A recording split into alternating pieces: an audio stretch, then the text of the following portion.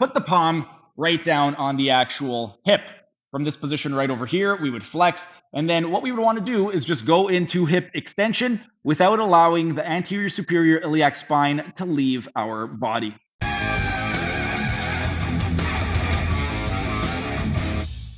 And while we were resting, let's continue with our nerve gliding exercise demonstration. And right now, I'm going to be showing you guys how to release tension on the femoral nerve. And a few days ago, I showed you guys how to perform the prone femoral nerve tension test to assess for tension in the femoral nerve. If that test was positive, what we can do is take the test and turn the test into a treatment exercise by gliding that femoral nerve. For this one, we are going to be in a prone position, meaning we're going to be laying down on our stomach.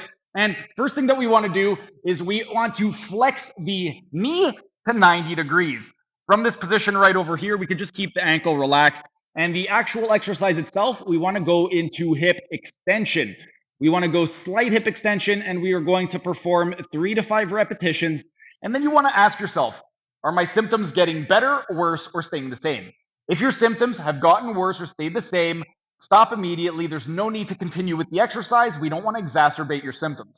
However, if your symptoms have gotten better, what we are going to do is we are going to continue to perform additional repetitions. So we could just go ahead, keep that knee flexed to 90, and we are going to perform 20 repetitions of hip extension. With regard to this exercise right over here, a few things that are going to be really important to note. Number one, when we are going into hip extension, we want to avoid any type of spinal rotation in the lumbar spine. So we want to make sure that when we are going into extension, we are not lifting up and bringing our leg toward the midline. A few things that we could do to make sure that we don't actually go into lumbar extension. One is if you have a partner, or if you have something like a mirror, you could just watch yourself, or you could have the partner tell you if you are going into rotation.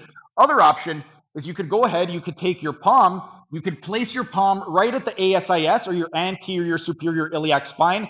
If you flex your hip a little bit, you're going to find a little bit of slack, and then you're going to find a big bone that's protruding out right over there. That's your anterior superior iliac spine. So you could go ahead, flex the hip so you can put slack on the rectus femoris, or put some slack, that way you can put a little bit of slack on the hip flexors.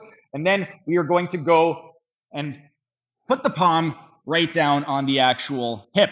From this position right over here, we would flex. And then what we would want to do is just go into hip extension without allowing the anterior superior iliac spine to leave our body. And that is how we could avoid it. By the way, rectus femoris is the anterior inferior iliac spine. That's why I made a little bit of a mistake when I said rectus femoris earlier. But anyway, besides the point. That's how you would perform that is how you would take the femoral nerve tension test and turn it into a treatment exercise to do some nerve gliding on the femoral nerve. So if you do happen to have any issues with regard to pain in the anterior thigh, or any type of numbness or radiation, that is when you would perform this test. And then during the next rest period, I'm going to be showing you guys how we could work on the femoral cutaneous nerve. But for right now, our rest period is up. It is time for set number 5. That was just a tiny taste of what can be found in my members only section. If you enjoyed it, become a member for only $5 a month to get access to hundreds of member only videos.